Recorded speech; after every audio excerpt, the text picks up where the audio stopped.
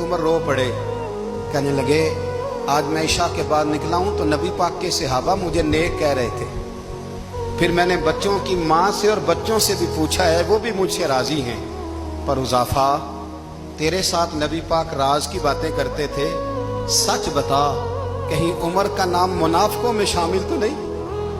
सच बता, उन मुनाफिकीन में तो शामिल नहीं, कहीं ऊपर ऊपर से तो नहीं सारा कुछ? हजरत उजाफा बिन यमान कहते हैं, मैं बाप के मरने पे इतना नहीं रोया जितना उमर के सवाल पे रोया। मैं कदमों में बैठ गया, मैंने कहा नहीं उमर, ये तो मैंने नहीं सुना, लेकिन ये मैंने नबी पाक से जरूर सुना है कि मेरे बाद अगर कोई नबी होता तो उमर इब्ने खत्ताब होता। ये मैंने अपने कानों से सुना है कि उमर जिस गली से गुजरे शैतान रास्ता बदल जाता है। ये मैंने अपने कानों से सुना है कि 950 साल हजरत जिब्रील जनाब उमर की शान बयान करें तो फिर भी बयान नहीं हो सकता। ये मैंने जरूर सुना।